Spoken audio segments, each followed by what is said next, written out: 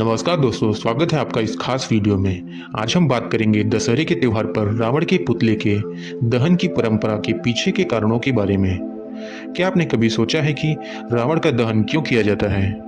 चलिए इस पर्व के महत्व को समझते हैं और जानते हैं इसके पीछे की बड़ी वजह। दशहरा, जिसे विजयदशमी भी कहा जाता है, नवरात्रि के 10वें दिन मनाया जाता है। इस दिन भगवान श्री राम ने लंकापति रावण पर विजय प्राप्त की थी। यह दिन हमें बुराई पर अच्छाई की जीत का संदेश देता है। रावण का दहन केवल एक त्योहार नहीं, बल्कि हमारे जीवन में सकारात्मकता और साहस को प्रेरित करने का एक तरीका है। अब आइए बात करते हैं रावण के व्यक्तित्व की। रावण एक विद्वान, तपस्वी और युद्ध कौशल में परंपरागत था। उसके पास 10 सिर थे, जो उसे 10 दिशाओं पर नियंत्रण रखने की क्षमता प्रदान करते थे। रावण ने ब्रह्मा जी की तपस्या की थी और अपने 10 सिरों में से एक एक करके आहुति दी थी। अंततः उसने ऐसा वरदान मांगा कि उसे मारना असंभव हो जाएगा।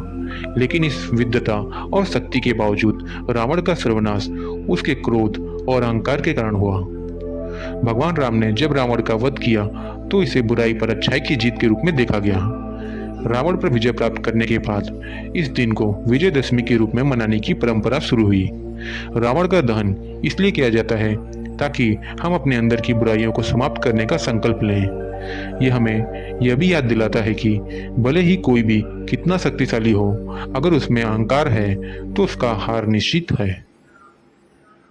हालांकि भारत के विभिन्न हिस्सों में रावण को अलग अलग तरीकों से पूजा जाता है। उदाहरण के लिए मध्य प्रदेश के मंदसौर के खानपुरा में रावण को जमाई मानकर पूजा की जाती है। वहीं विदिशा जिले के नटेरन तहसील में रावण के वंशज खुद को मानते हैं और उनकी पूजा करते हैं। इसी तरह उत्तर प्रदेश के बिसरक गांव में कहा जाता है कि रावण का जन्म हुआ था और यहाँ रावण का पुतला नहीं जलाया जाता है। तो दोस्तों, जैसा कि हमने देखा, रावण का दहन केवल एक परंपरा नहीं, बल्कि यह हमें सिखाता है कि बुराई पर अच्छाई की जीत हमेशा होती है। यह पर्व हमें अपने भीतर की बुराइयों से लड़ने और अच्छाई के मार्ग पर चलने का प्रेरणा देता है। तो इस दशहरा रावण के पुतले के दहन के साथ साथ अपने अंदर की बुराई को समाप्त करने का संकल्प लें। जय श्री राम।